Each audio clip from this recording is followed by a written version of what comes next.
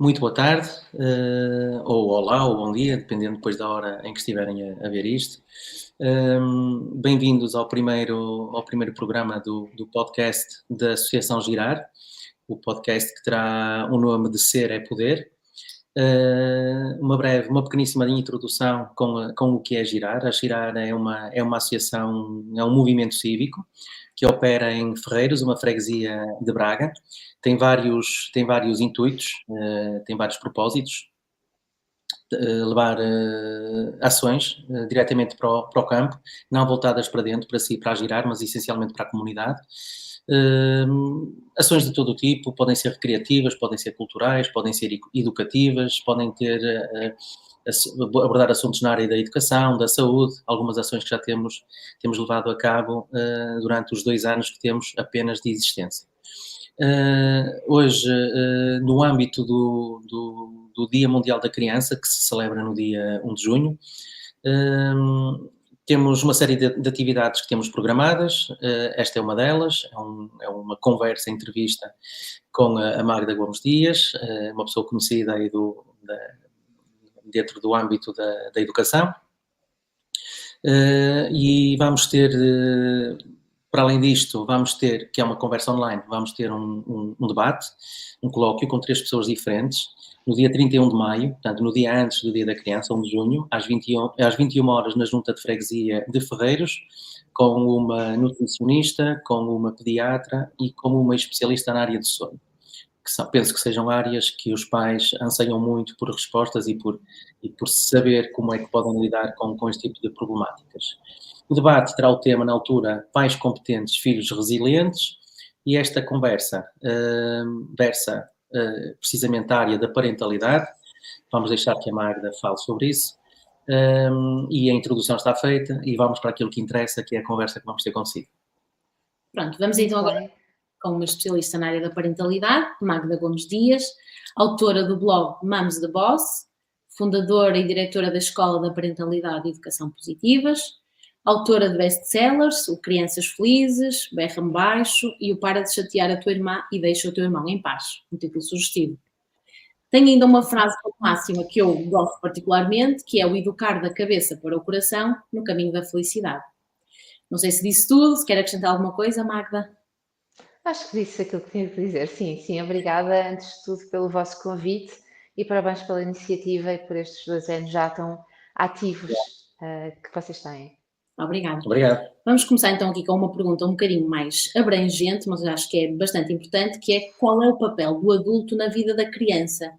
E também pormenorizando um pouco se a saúde mental dos adultos influencia a vida das crianças e de que forma?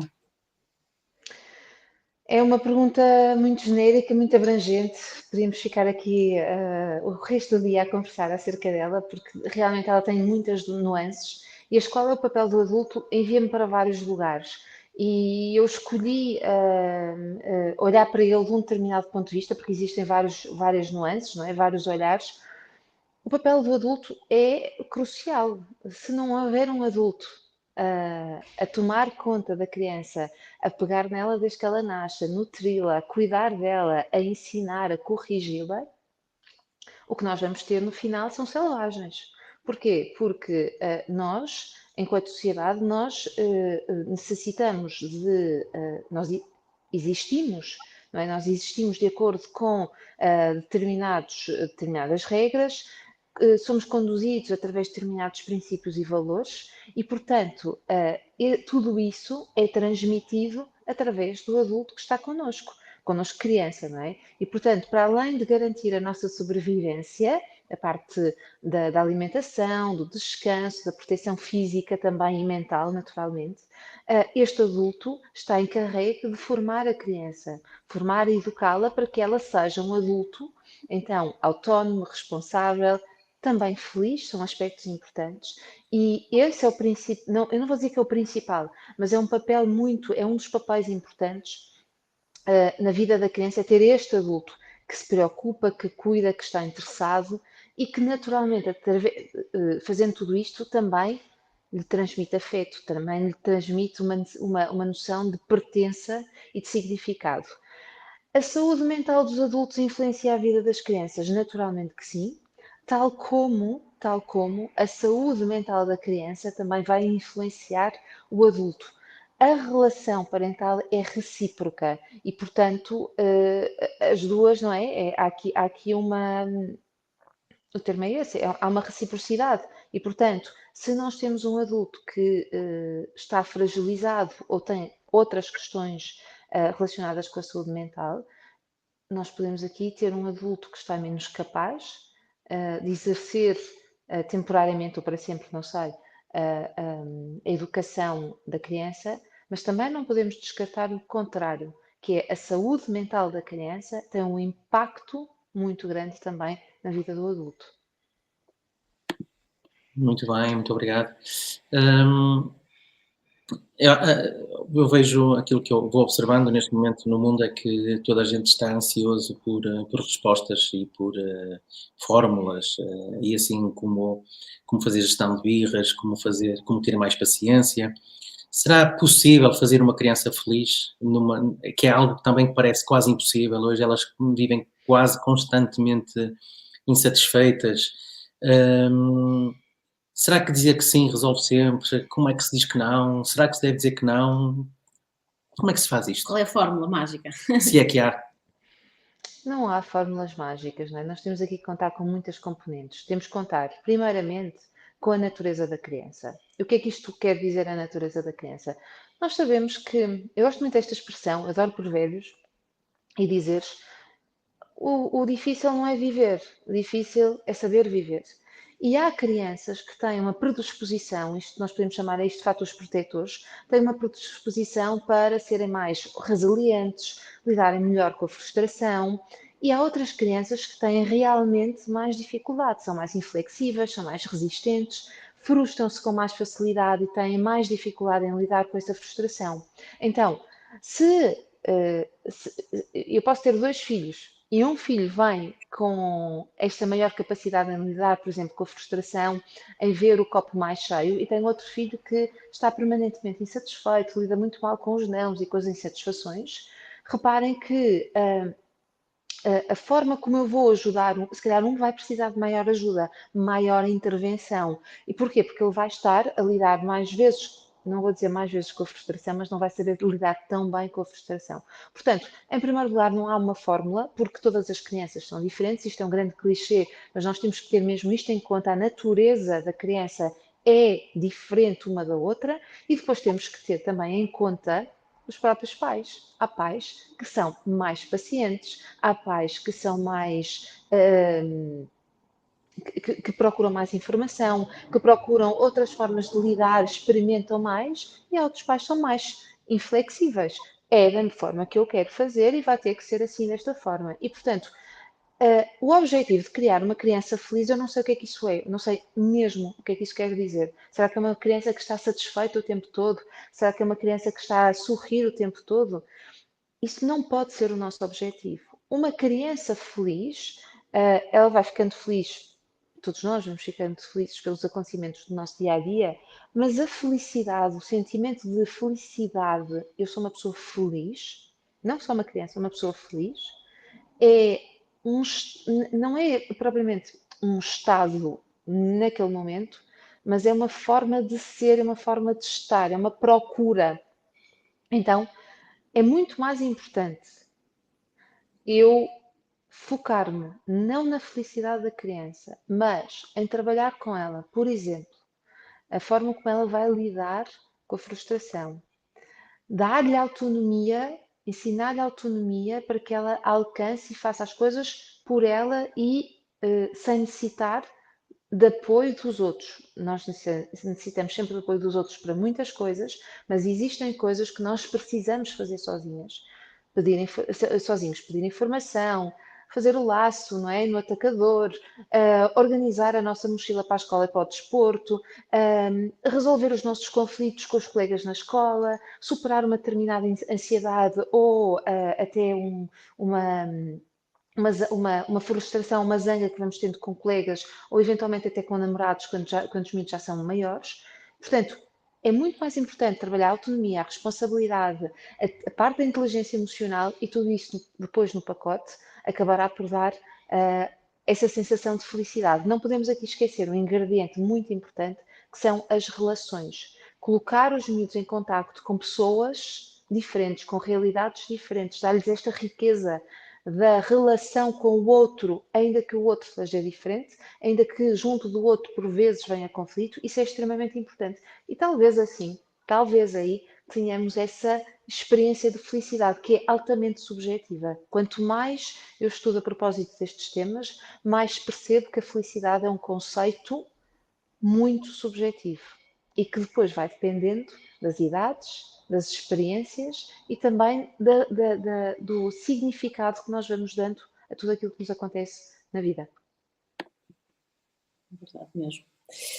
E agora, Magda, qual é o papel ou o poder dos educadores, das escolas? Ouve-se muito por aí, vê-se nas redes sociais uma frase muito interessante, não é? Que é: a escola ensina e a família educa. Concorda com esta frase? O que é que acha disto? Eu vou ser muito clara. Eu detesto essa frase. É uma frase extremamente irresponsável. Felizmente as coisas estão a mudar, felizmente. E aquilo que nós temos que observar é que num mundo ideal, os pais seriam todos muito competentes para formarem os filhos, estarem presentes nas reuniões de pais, serem pessoas emocionalmente equilibradas, serem funcionais, serem pessoas interessadas, participativas na vida dos filhos, certo? Isso é um mundo ideal que não existe. Nós sabemos que existem famílias completamente disfuncionais. Isto hoje em dia não está apenas atribuído a uma classe social, está em todo o lado. Famílias que estão completamente exaustas, que não têm mais capacidade de gerir os desafios e as dificuldades que têm, famílias que não têm, por exemplo, recursos financeiros e que só são obrigadas, os adultos dessa família são obrigados a terem 2 empregos e, portanto, o apoio que podem dar aos filhos é muito pequeno, é mesmo muito pequeno. E depois temos aqueles pais que estão francamente desinteressados, não querem saber. Ou a influência que têm junto dos filhos é tudo menos positiva. Então, se a escolaridade é obrigatória, e ainda bem que é obrigatória e é gratuita, se nós deixamos lá os nossos filhos, e se estes filhos, cujos pais não têm, não podem, não são capazes de os acompanhar como devem ser, eu vou dizer que o meu papel enquanto professor, e eu estou muito bem posicionada para falar sobre isto, já vou explicar porquê, que o meu papel enquanto professor é só ensinar e não dar encaminhamento, não dar apoio, não ser escuta daquele miúdo. Dizer que os pais não se interessam, não querem vir, não querem saber e eu não faço nada. Eu não preciso de ser amiga dos meus alunos, mas eu posso olhar para eles, eu posso escutá-los, eu posso eventualmente dar uma outra palavra, dar sugestões, encaminhar para um colega na própria escola que possa dar esse tipo de apoio.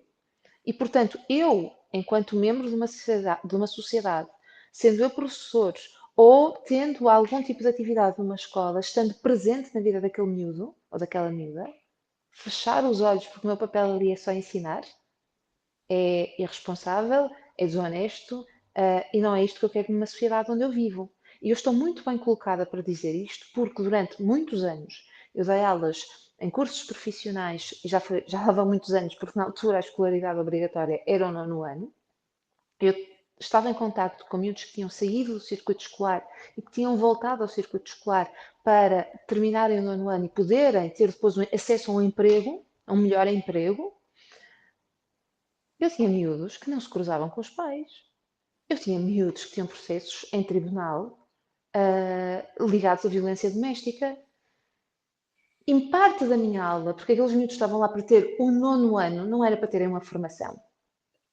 Em bom rigor, não era para isso. E não podemos tapar aqui os olhos a achar que sim. Parte da minha aula era a escutar, era ensinar ser, ensinar estar, certo? Dentro da sala, a falarem uns com os outros, como é que eles se dirigiam. Não era propriamente a dar a aula. Eu tinha parte da minha aula, uma grande percentagem da minha aula, a acalmá-los, a conversar com eles, a ouvi-los. No final das aulas eu ficava lá e depois aquilo que eu fazia era falar com a coordenadora e dizer: este miúdo precisamos ter um olho neste miúdo. Sistematicamente isto está a acontecer. Ele disse-me isto acerca do pai ou da mãe. Então, eu não ia só dar uma aula. Eu também estava a exercer um papel. E aqueles que dizem isto, aqueles que dizem isso, não tenho pudor nenhum a dizer que são irresponsáveis. A família hoje em dia está de facto em apuros e nós precisamos de ajudar a família. E a escola tem um papel social extremamente importante. Não há ninguém que vá para professor, que queira ser professor, que não pense que vai mudar o mundo. Normalmente quem vai para professor quer mudar o mundo e depois vai dizer que é só dar aulas. Não é isto. Não é? É que mudar o mundo e o mundo passa muito por estas relações também. Até me assustei quando disse, até me arrepiei quando disse que a família está em apuros. Está em apuros. Concordo consigo, claramente. Quer dizer, as pessoas nós estamos todos em apuros, basicamente, não é? Sim, sim, e não nos podemos largar uns aos outros. Se não é da minha competência, eu devo passar a alguém. Se eu não sei a quem passar, eu devo falar com alguém. Agora, dizer que a escola ensina e que o papel dos pais é estarem presentes, isso é no mundo ideal. Isso é no mundo ideal. No mundo real não é assim. Não é mesmo assim. E nós precisamos de apoiar a criança porque eu tenho muita esperança no futuro, mas eu também tenho muito receio daquilo que eu sei que já está a acontecer. Não é o que vai acontecer, já está a acontecer. Nós temos adultos, jovens adultos, cada vez mais incompetentes emocionalmente, cada vez mais incompetentes em termos de valores importantes como o compromisso, a dedicação, o esforço, não estão lá. Não estão lá. Porquê? Porque foram miúdos que foram largados. A família não conseguiu, não soube, não quis acompanhar e a escola também não soube, não quis e não conseguiu acompanhar. E quem sofre são os miúdos e nós, no futuro, vamos pagar essa fatura gravemente. Eu tenho falado várias vezes nisso, como pai, sou pai e sou educador até a própria existência desta associação vem um bocadinho por causa disto, de haver um descompromisso generalizado do ser humano com a vida em geral, não só com os filhos, pronto, que é o limite máximo, não é? Mas também quem não consegue cumprir com os filhos, como é que vai cumprir com a sociedade? E há vários estudos que são um bocadinho assustadores, mas que são realistas, penso eu, e que são transversais ao mundo inteiro, que dizem que pela primeira vez temos uma geração que, em termos emocionais, é mais pobre do que a geração Em termos intelectuais também. E isso em termos emocionais. em termos emocionais e intelectuais Qual é também. a responsabilidade? Eu vou fugir aqui já um bocadinho porque Ao pegando guião. naquilo, sim, qual é a nossa responsabilidade enquanto educadores? Falo de pais e professores no geral. Porque eu também tenho alguma esperança, mas também prevejo alguns, ou bastantes problemas para nós. Não só na forma como eles se vão gerir, mas também na forma como eles depois nos vão gerir. Não é? Porque nós vamos acabar por cair nas mãos deles, eles um dia vão ter que tomar conta de nós, quer a gente queira, quer não, não é? Como nós tomamos conta daqueles que nos deram lugar. O que é que se pode fazer? O que é que se pode fazer? Há tanto para fazer. Eu começaria por simplificar. Com a vontade de responder a tantas coisas, a criar tantos projetos, a projetos pilotos para levar, por exemplo, os tablets para a escola, quando nós sabemos que ah, as, ah, todos os estudos mostram a dependência enorme, crescente e perigosa dependência dos ecrãs. Porque é que eu vou colocar um tablet na mão dos miúdos? Eu posso colocar livros, o tablet é um acessório, não é o papel, não tem o papel principal. Há muitas escolas que hoje têm só manuais digitais e só cadernos. Os miúdos não usam livros. Porquê que eu vou complicar? Porquê que eu vou fazer projetos mais complicados ou mais complexos quando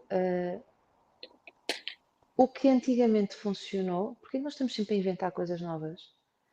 Por que razão é que os governos, os ministérios, por exemplo, têm sempre necessidade de inventar coisas novas, programas novos? A evolução é necessária, adaptar-nos também é necessário.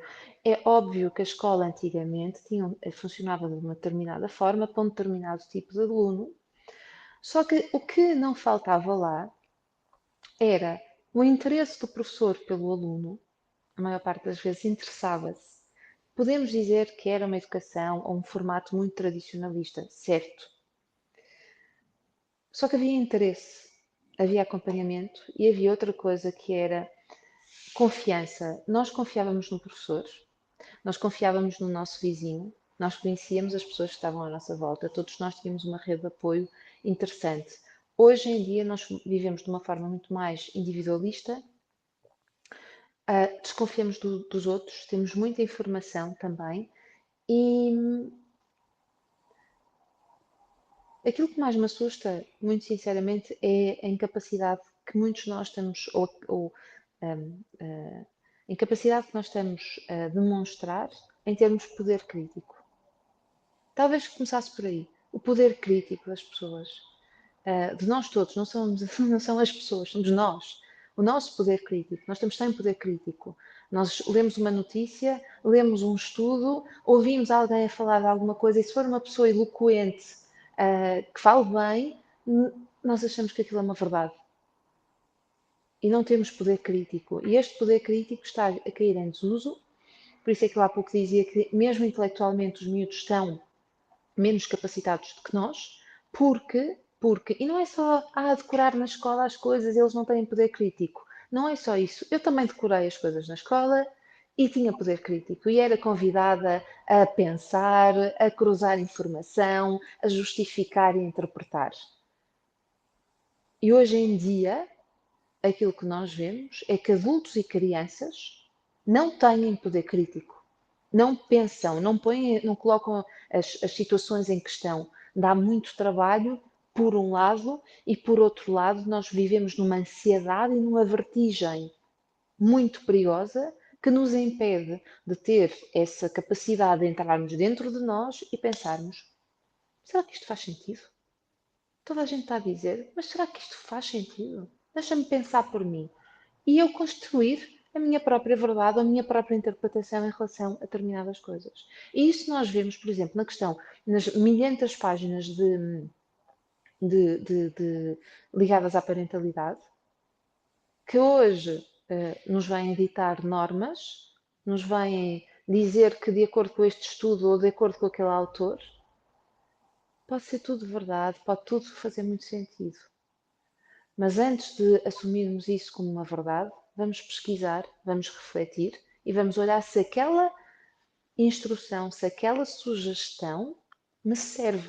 Ainda ontem eu coloquei um post sobre, o título era sugestivo, que era 3 coisas que as mães não devem fazer ou não têm que fazer. E comecei por explicar que algumas destas 3 coisas sobre as quais eu vou falar são recomendações, mas não são obrigatórias. E aquilo que nós vemos hoje na sociedade, na sociedade, nós dizemos ou é assim ou é de outra forma, não há meio termo. Se tu hoje não concordas comigo, estás contra mim, não fazes parte da minha tribo, eu não vou falar mais contigo, eu não me vou dar contigo.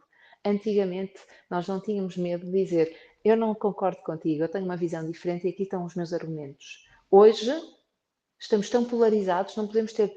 Só pertencemos, só estamos com as pessoas que pensam da mesma maneira que nós.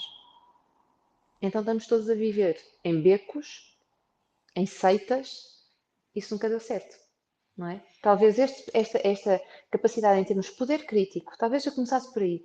Poder crítico, capacidade crítica de análise e não ter medo, confiar também no outro que pensa de forma diferente de mim e que isto pode ser uma forma de nós nos expandirmos. Aquilo que nós estamos a ver estamos todos polarizados, todos. Se tu não és a favor da amamentação, ou se tu achas que não tens que amamentar, então tu és contra a amamentação, não fazes parte da minha tribo.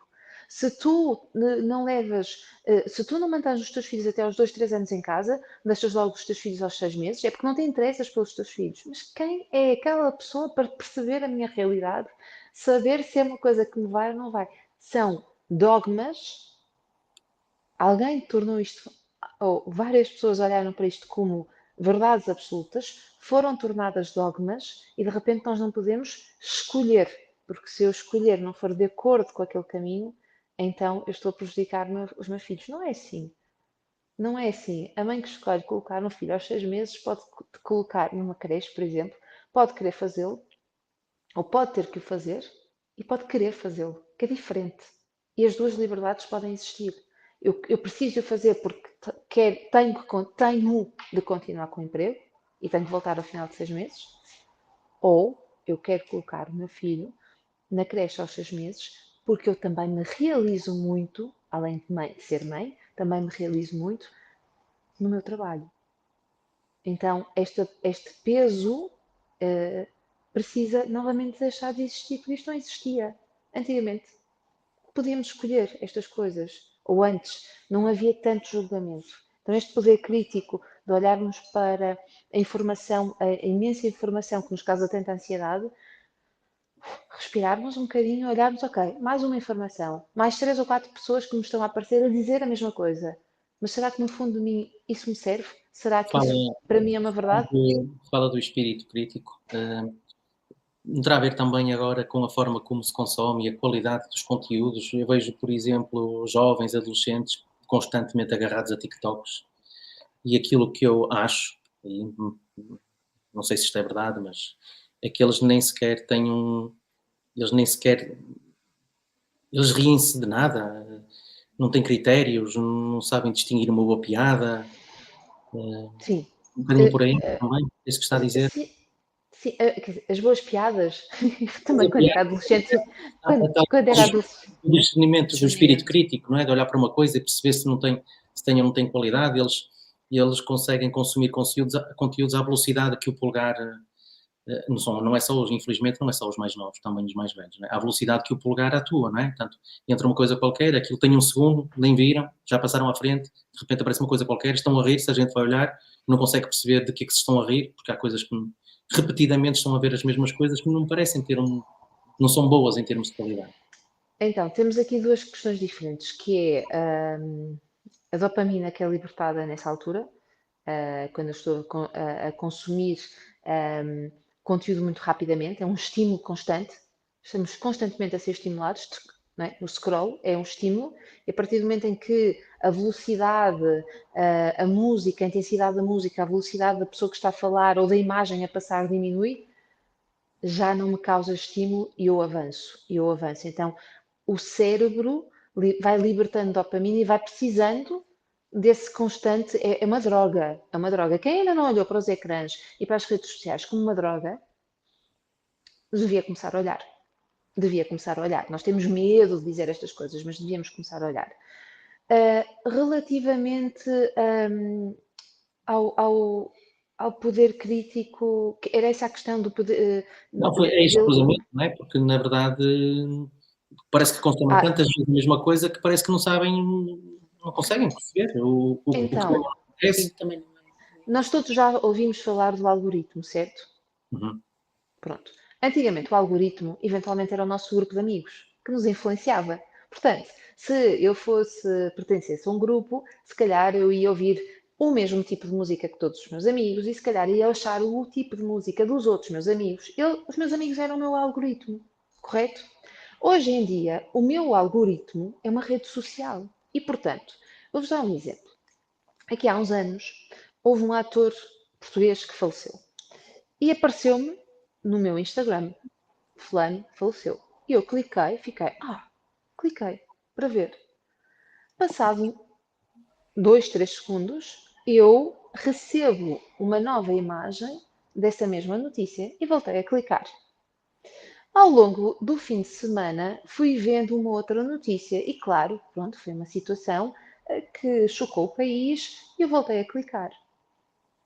Não voltei a clicar em mais nenhuma notícia, porque entretanto só me apareciam essas notícias e eu percebi que estava a ficar transtornada, ansiosa e eu não queria estar naquele estado, certo?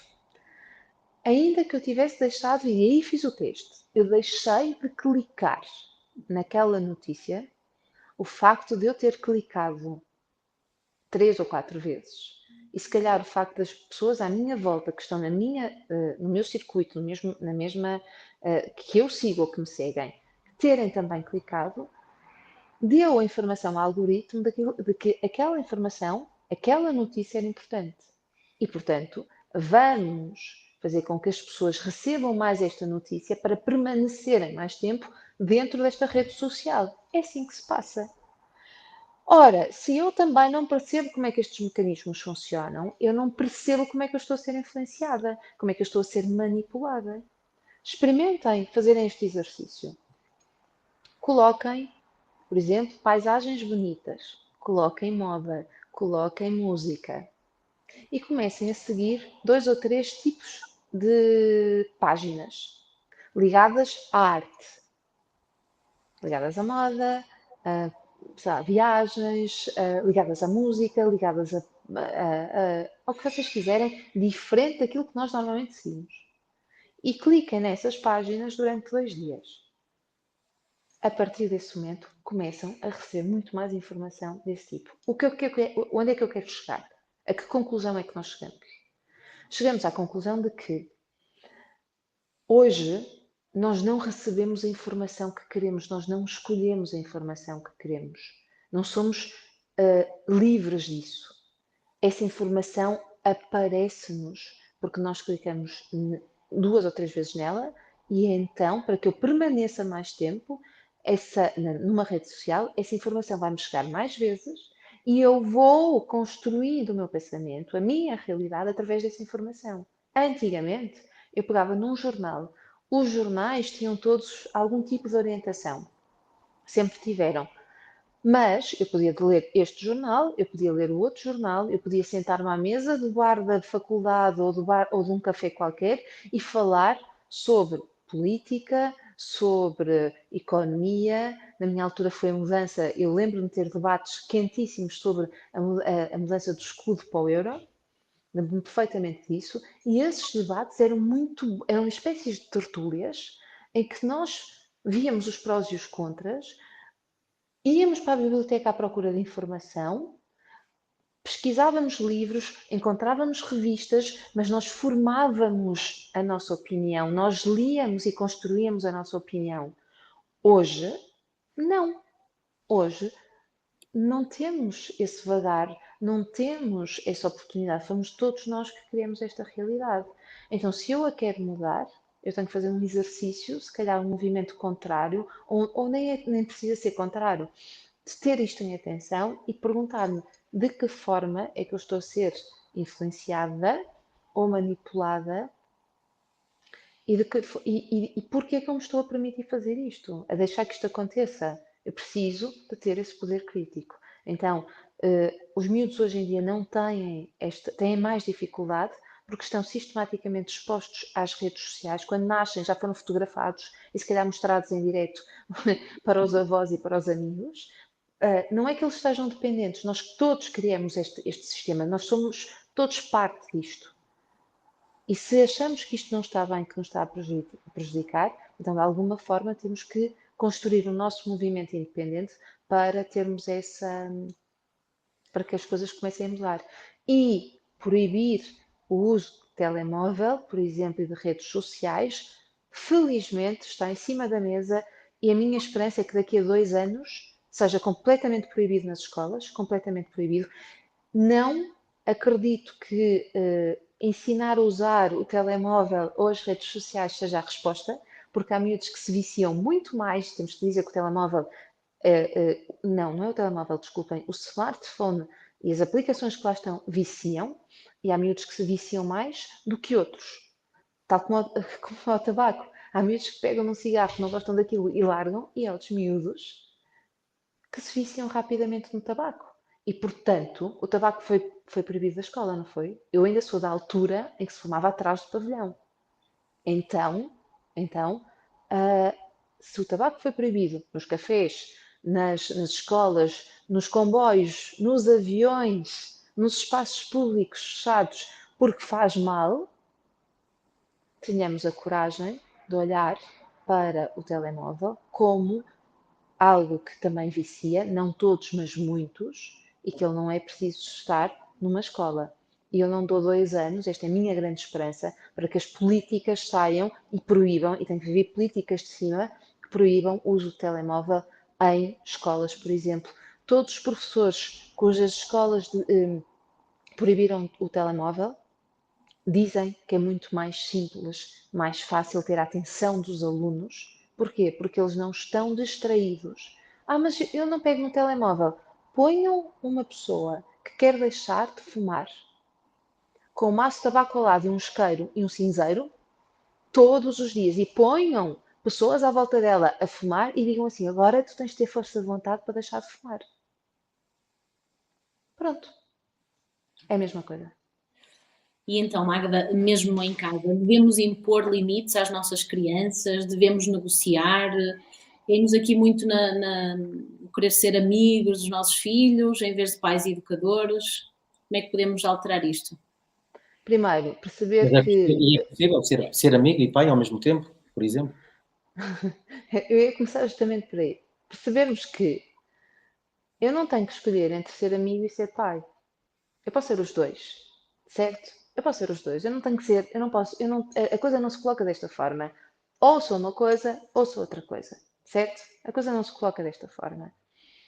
A função de um adulto, sobretudo que exerce um papel parental,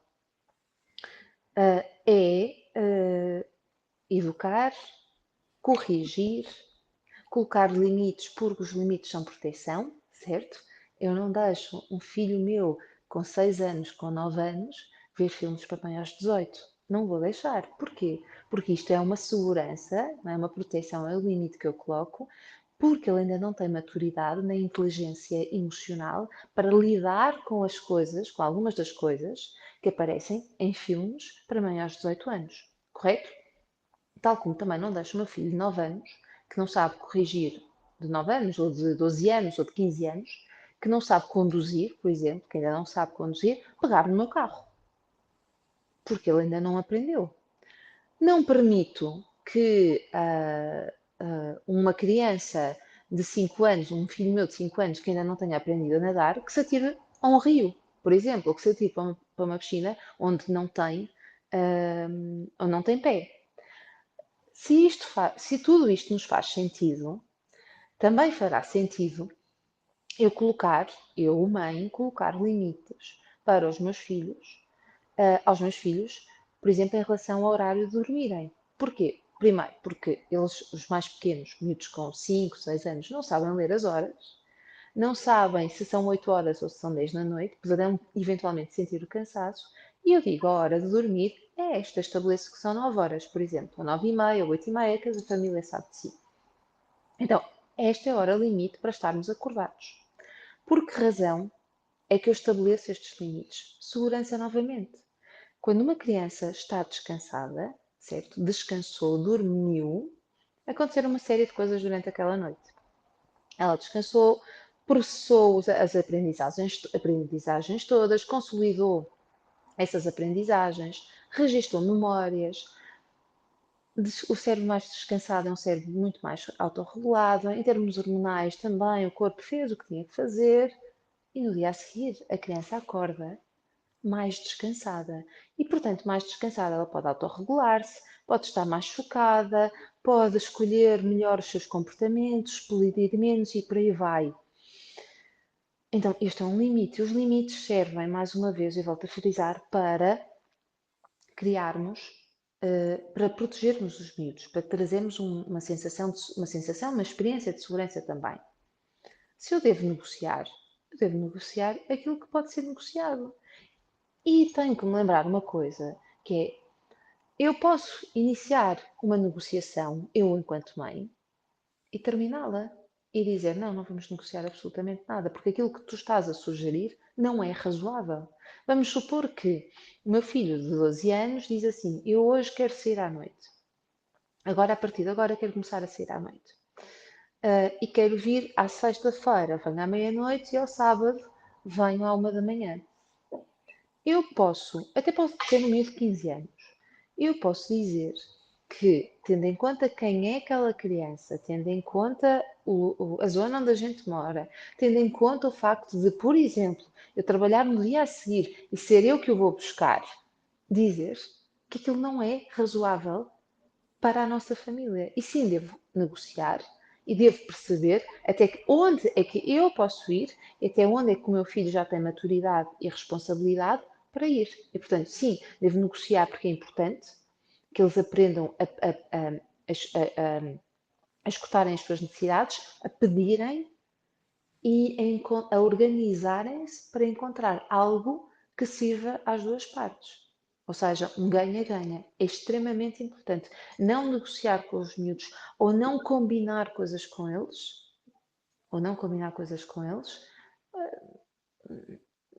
não permite que eles se sintam tidos e achados, certo? Mas eu também tenho, fazendo parte, agora eu também tenho que me lembrar de uma coisa que normalmente, enquanto pais, esquecemos. Parece que quando eu entro numa negociação, ela tem mesmo que acontecer. Não, não tem. Isto acontece com os maiores países. Vamos negociar qualquer coisa e saímos de uma negociação sem nada. Acontece. E pode acontecer na família. E estas ideias que eu vou para uma negociação e tenho que ceder e não sei o quê, não. Às vezes não há encontro. E está tudo certo, faz parte. Se calhar, vamos pensar melhor, olha, ó filho, arrependi-me, se calhar estou a ser um bocadinho demais. Tu já tens idade, já és crescido e já tens cabeça, eu vou confiar em ti. Os medos são meus. Ou, olha, nós negociamos isto, combinamos isto, tu disseste que vinhas à 1 da manhã, mas chegaste às 4 da manhã ou às 3 da manhã, 3 fins de semana seguidos. Claramente, ainda não tens Maturidade. responsabilidade ou maturidade para conseguires cumprir com isso. E, portanto, eu vou retirar-te esta liberdade ou esta conquista que tu tiveste e vamos aqui ver quando é que ela pode ser novamente resgatada. Não tenhamos medo de exercer a nossa autoridade parental, certo? Não tenhamos medo. Porque, e precisamos de nos lembrar disto, os limites não são para chatear, são para dar segurança. É só isto e proteção. Não são para chatear. Quando eu percebo que eu estou a chatear, eu levanto esses limites. Estás tu? Não posso ser. Eu ia aproveitar um bocadinho isso. Tenho aqui outra coisa que me surgiu assim de repente, um exemplo assim prático. Que há algumas pessoas jovens, não é? Mais jovens, menos jovens, mas estou-me a lembrar especificamente de um caso que me foi posto há pouco tempo, de uma criança, não sei se ali à volta dos 4 anos, entre os 4 e os 5 anos, que não viu os seus desejos satisfeitos e ficou muito agressiva e violenta e mordeu à mãe.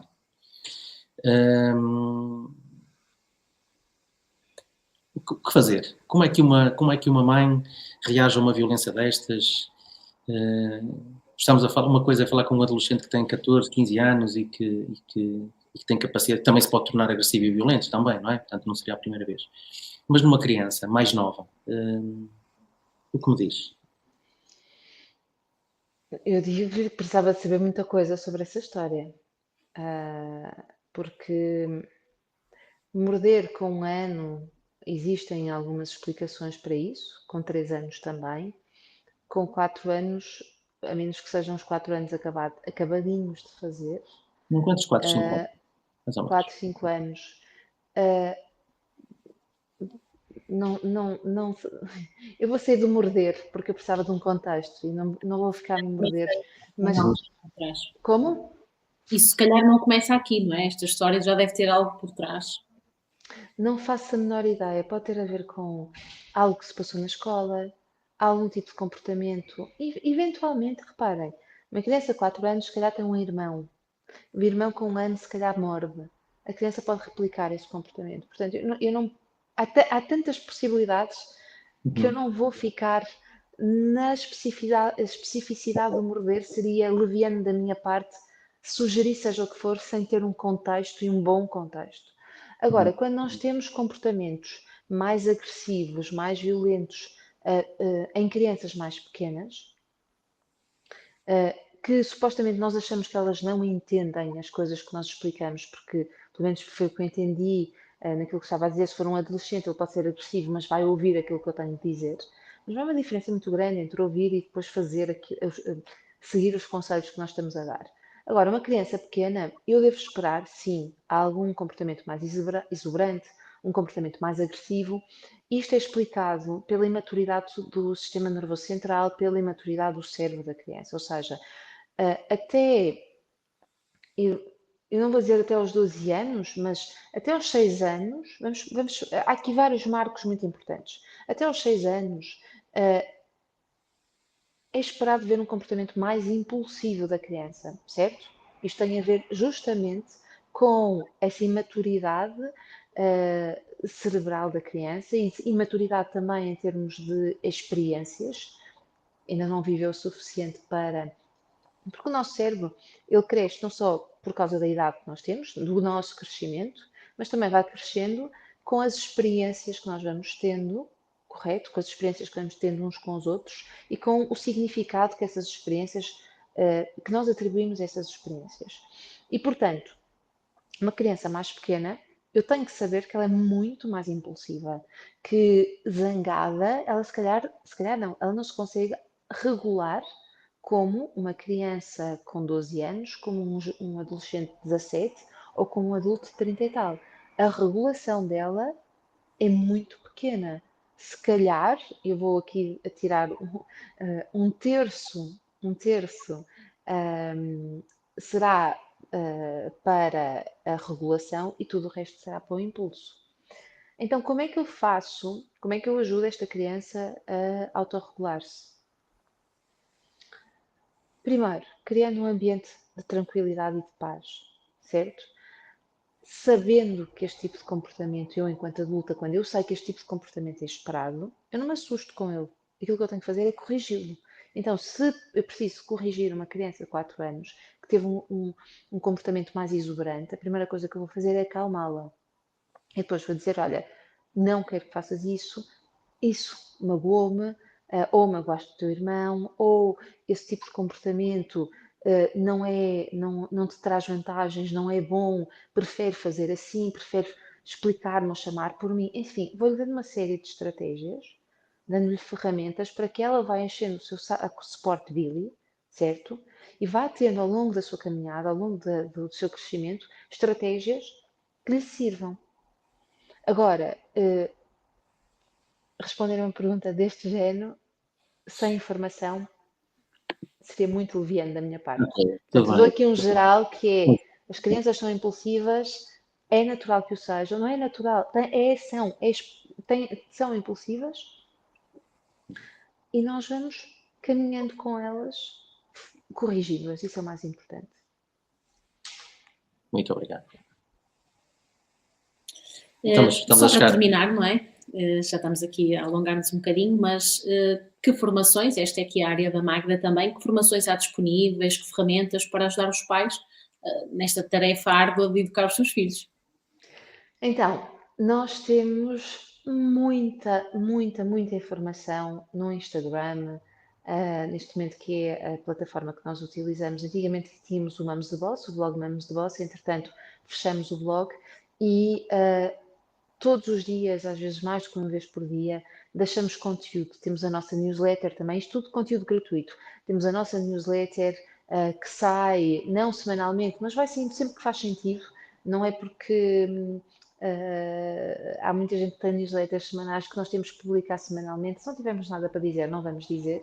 Temos, para além do Instagram, temos o Spotify, que tem vários podcasts também.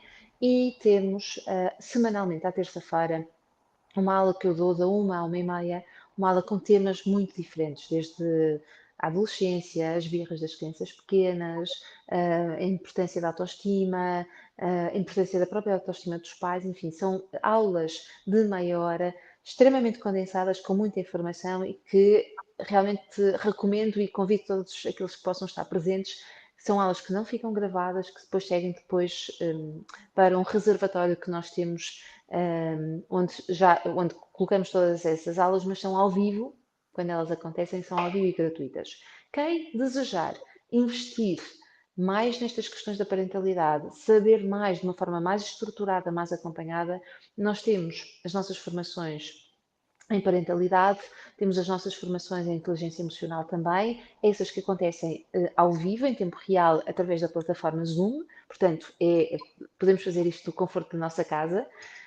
E depois temos também toda aquela formação, e aqui vou recomendar duas em específico. Temos a formação que está gravada, que pode ser consumida ao longo de um ano, às vezes que nós quisermos, e no nosso tempo. Então, eu recomendo aqui duas formações. Uma delas é o Berra Baixo, que são 21 dias para nós deixarmos de gritar com os nossos filhos, e que são, então, uma série de aulas que vão num crescendo ajudar-nos a transformar o nosso comportamento e a fazer-nos ouvir. Vai-nos ajudar também, este desafio Berra Baixo vai-nos ajudar a comunicar melhor, sem termos necessidade de nos repetirmos sistematicamente. E depois, a outra ação que nós temos é o tal reservatório, que eu vos falava, reservatoriodaparentalidade.com. Neste momento nós já temos 70 aulas lá dentro e, portanto, são aulas de meia hora que eu posso consumir de acordo com a minha necessidade, de acordo com o tema que eu desejo. Temos ali vários temas, e ao longo de um ano eu posso então aceder até diariamente a este reservatório e ir criando o meu olhar sobre a parentalidade. Porquê? Porque este reservatório está assente no modelo que nós desenvolvemos na escola, portanto é uma filosofia, e quanto mais exposta eu estiver a estes conteúdos, mais eu vou ter um olhar crítico, mais eu vou ter também menos ansiedade por saber que algumas situações são esperadas, e para além de esperadas eu vou ter a resposta mais adequada, que melhor me vai servir a mim enquanto mãe ou pai ou educador, porque as respostas que nós damos sempre são altamente adaptadas ou adaptáveis à pessoa que vai utilizá-las. Portanto, recomendo no nosso site o Berra Baixo e o Reservatório da Parentalidade. Qual é o link do vosso site? Já agora o endereço? Parentalidadepositiva.com. Muito bem, muito obrigado. E pronto, ultrapassamos a nossa meia hora, não é? Largamente. Isto é assunto interminável. Queremos agradecer-lhe a disponibilidade para estar connosco. Temos pena que não possa estar connosco presencialmente em Braga. Quem sabe num futuro teríamos todo o gosto de tê-la connosco. Reforçar o convite à nossa comunidade para estar presente no dia 31 de maio pelas 21 horas na Junta de Freguesia de Ferreiros, no debate Pais Competentes, Filhos Resilientes, e no dia 1 de junho, brincadeiras também para os mais novos e para os pais. Vamos ter algumas atividades que envolvem os mais novos e os seus pais, com alguma teatralização de emoções, com um frente a frente e conversas entre pais e filhos. Na Junta de Freguesia de Ferreiros, jogos tradicionais, no dia 1 de junho, está toda a gente convidada. Um agradecimento. Magda, não sei se tem mais uma palavra ou mais alguma coisa a dizer. Desejo muito, muito sucesso para a vossa iniciativa, que possa continuar, e obrigada pela oportunidade. Espero que esta conversa seja útil para quem ouvir. Obrigado. Muito obrigado. Obrigada, Magda. Obrigada também. Até breve. Um abraço.